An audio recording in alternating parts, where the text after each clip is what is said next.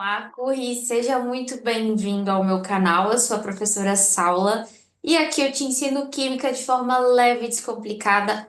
Toda semana, toda quinta-feira, às 17 horas, eu posto uma aula nova aqui no meu canal para te ajudar de fato a dominar a química de uma vez por todas. O tema da aula de hoje é distribuição eletrônica. Então, eu vou te ensinar como fazer a distribuição eletrônica e a interpretação dela, né, da eletrosfera de um átomo a partir do diagrama de Linus-Pauling, que você já está vendo que já está aqui do lado. E muita gente, né, não entende nada disso aqui, confunde tudo, fica perdido em como fazer e como interpretar. Eu vou te ensinar isso hoje. Então, bora comigo ficar até o final desse vídeo. Já deixa a sua curtida, se inscreve no canal se você ainda não é inscrito e ativa as notificações para você receber aí toda semana uma aula nova e aprender química comigo. Bora lá então, eu já coloquei um exemplo aqui, mas antes de fazê-lo, eu quero dar uma passada geral aqui no diagrama para que você entenda, né? O que é esse diagrama, para que ele serve, como a gente interpreta e como a gente utiliza ele.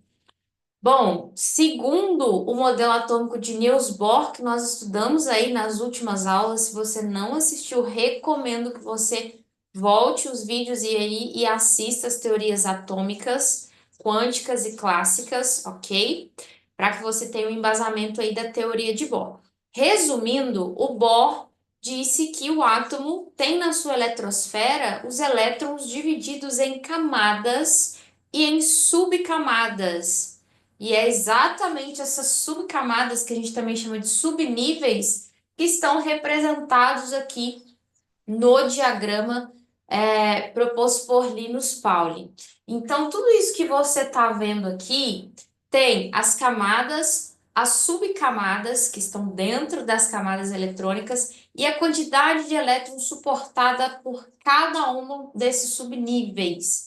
Então, quando a gente fala em distribuição eletrônica, e a gente pega um elemento químico para distribuir os elétrons dele na eletrosfera, a gente consegue identificar qual é a última camada, qual é o último subnível, qual é o subnível mais energético, os elétrons mais energéticos. Toda essa informação fica contida no diagrama de Linus Pauling. Então, para começar, olha só. Cada um desses algarismos de 1 a 7 que você está vendo, que é o número grande, né, que fica antes aqui da letra, representa uma camada eletrônica. E aí lembra que o Bohr falou que existem 7 camadas eletrônicas. Uma, duas, três, quatro, cinco, seis, 7, certo? Essas camadas também são nomeadas com letras. Camada, né? K, L, M, N, O, P e Q, também assim chamadas ou representadas, tá? No diagrama elas vão aparecer em números. Então veja, a primeira camada, ela só tem aqui, né, um conjunto desse que você está vendo, que seria cada uma dessas letras que você vê, que são 4, né? S na primeira coluna, P na segunda coluna, D na terceira e F na quarta coluna, são os subníveis, né? São as subcamadas. Estão dentro ali de cada uma dessas camadas. Então, veja, a camada 1 só tem um subnível, que é o subnível S. A camada 2 já compreende os subníveis do S e P. A terceira, S, P e D. A quarta e a quinta, S, P, D e F. Já a sexta até o D e a sétima até o P. Então, esses são os subníveis. Nos subníveis, a gente encontra os orbitais, que, como a gente já falou também nas aulas anteriores, são locais de máxima probabilidade de se encontrar um elétron. E, na verdade, dois elétrons. Cada orbital, cada área, né, que é possível, com maior probabilidade de se encontrar um elétron, cabem dois elétrons. E aí você pode ver que esses númerozinhos pequenos que ficam aqui em cima, na forma de expoente, corresponde justamente à quantidade de elétrons que está inserida naquele subnível, certo? Se analisar, todos são múltiplos de 2, porque cada orbital comporta 2 elétrons. Então, seguindo essa lógica, a camada 1 no seu subnível S tem um orbital, que é o equivalente a 2 elétrons, é o que cabe nesse subnível, nessa subcamada, nessa camada. Já o nível 2 compreende um orbital S, né, no subnível S, e três orbitais no subnível P, o que corresponde a um total de 6 elétrons.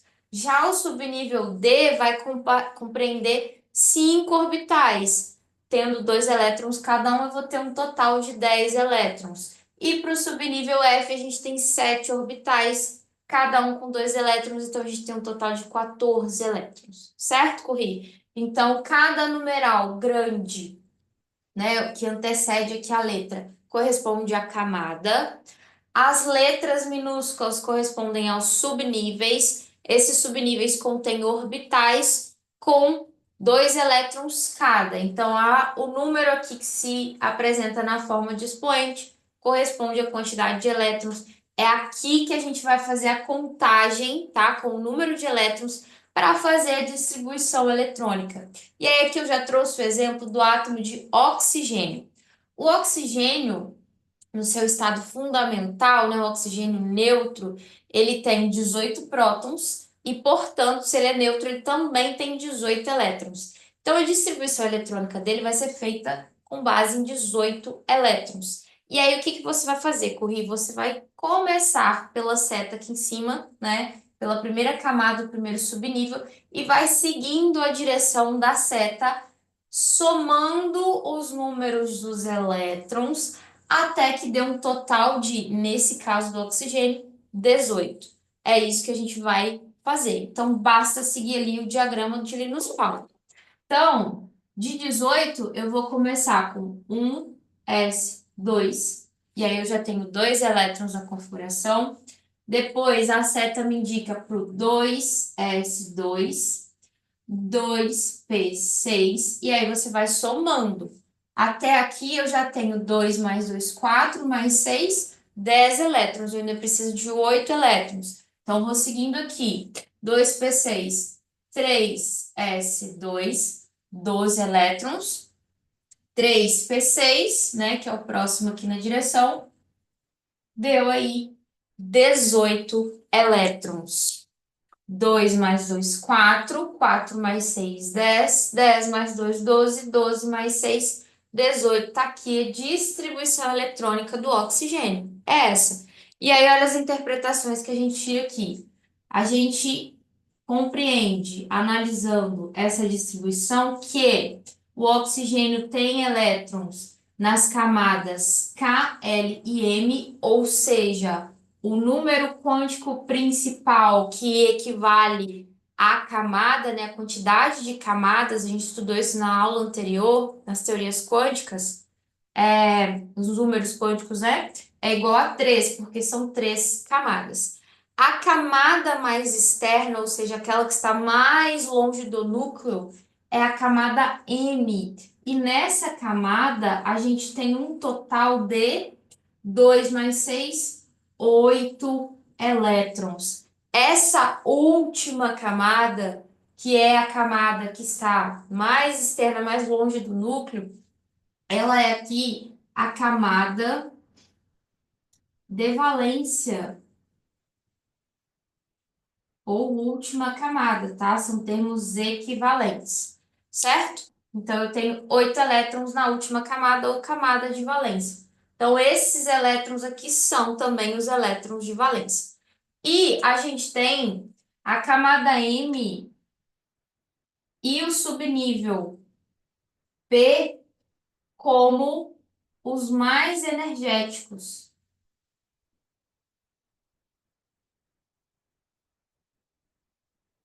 Por que os mais energéticos? O diagrama de Linus Pauling, Corri, a ordem que você segue é em ordem de energia. Então, quanto mais você avança, né, até chegar aqui no último, que é o 7p6, quanto mais você avança no diagrama de Linus Pauling, mais energética é aquela camada e aquele subnível. Nesse caso aqui, onde a gente parou no diagrama, que no caso do oxigênio foi no 3p6, Nesse caso, eu tenho a camada, o subnível e os elétrons mais energéticos, ok? Então, três camadas, a camada M compreende 8 elétrons, essa é a camada e esses são os elétrons de valência, e a camada M e o subnível P são os mais energéticos, porque foi onde eu parei no diagrama de Linus-Pauling dessa configuração. Vamos para mais um exemplo? Agora eu trouxe aqui o exemplo de um metal de transição, que é o ferro, que tem mais elétrons do que o oxigênio para a gente ver uma distribuição um pouquinho maior. Então, Corri, lembra que esse átomo está no estado fundamental, ele não é um íon, né? Ele não perdeu nem ganhou elétrons, portanto, ele tem a mesma quantidade de prótons e elétrons. Então, na minha configuração aqui, eu vou distribuir 26 elétrons partindo do 1s2, seguindo no diagrama na ordem energética até que eu atinja 26 elétrons. Então, seguindo aqui, vai ficar 1s2, 2s2, 2p6, 3s2, 3p6, 4s2, e aí vai somando aí, corri. 3D, vamos ver aqui como que vai ficar. Ó, vai somando aí. 2 com mais 2 dá 4, 4 com mais 6 dá 10, 10, 12, 18, 20. E aí, olha só, corri. Até o 4s2 deu 20. Eu ainda preciso de 6 elétrons. O próximo aqui, no diagrama de Linus-Pauling, é o subnível D do nível 3. Ele comporta 10 elétrons. Porém, eu só preciso de 6 para concluir essa configuração. Então, eu vou colocar 6, que é o que esse átomo vai ter de elétrons nesse subnível. Então, ficou aí, ó, parou no 3d10. E aí, vamos fazer as análises aqui, ó. Eu tenho a camada K, a camada L, a camada M, olha só, ela fica desuniforme aqui, né? Separada, porque por conta da direção aqui do diagrama. Então, ó, 3s2, 3p6 e 3d10 são da camada M. E tenho o nível 4, que é a camada N. Então, meu número quântico principal, que é o número de camadas, nesse caso aqui, é igual a 4. E aí, olha só. O que que eu tenho aqui? A última camada, ou camada de valência, qual que é, Icurri? Lembra que a camada de valência é aquela camada mais externa, mais longe do núcleo. Obviamente, ela vai seguir aqui o número quântico principal. 1, 2, 3, 4, 5, 6, 7. A gente está falando de camadas. A mais externa é aquela de maior número, que é a quarta, né? Nós vimos que nós temos 4 níveis. Então, a última camada é a camada 4, que é a camada M, certo? Nessa camada, a gente tem, olha só, 2 elétrons. Então, esses 2 elétrons são elétrons também de valência, certo? Que estão na última camada, que é a camada de valência. Agora, se eu te perguntar qual é o nível, o subnível mais energético, Corri, o que que você vai falar para mim? Lembra que quando a gente fala de energia, a gente segue uma ordem energética no diagrama. Então, quando eu pergunto qual é o nível ou subnível mais energético, é exatamente onde você parou no diagrama. Nesse caso, onde que a gente parou? A gente parou no 3d10 que virou 3d6. Então, aqui no caso, o mais energético, né, o de maior energia, vai ser para a camada 3. Em questão de subnível, vai ser o subnível D. Em questão de elétrons, eu tenho ali 6 elétrons mais energéticos dentro dessa distribuição. Então, tá vendo que a gente tem que ter muita atenção nisso aí? Que última camada, camada de valência, diferente de camada ou de subnível mais energético é onde você para no diagrama de Linus-Pauling. Mais externa ou de valência é aquele do número quântico principal maior, ou seja, a camada que está mais afastada do núcleo, que é a que vai ter o número principal maior, beleza? Rui, agora eu vou fazer para você o mesmo exemplo com uma pequena diferença que faz muita diferença, na verdade, que vai ser a configuração do ferro, porém na sua forma catiônica, tá? Como um cátion, como ele perdeu dois elétrons. Como que eu faço a configuração eletrônica de um íon, nesse caso de um cátion? O que que eu vou fazer? Eu vou fazer a configuração eletrônica normal, como se ele não fosse um cátion ou como se ele não fosse um íon.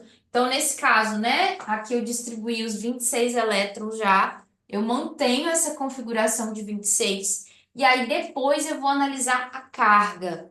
Se a carga é negativa, significa que ganhou elétrons, então que eu tenho que adicionar elétrons nessa configuração. No caso do ferro, por se tratar de um metal, ele tem tendência de doar.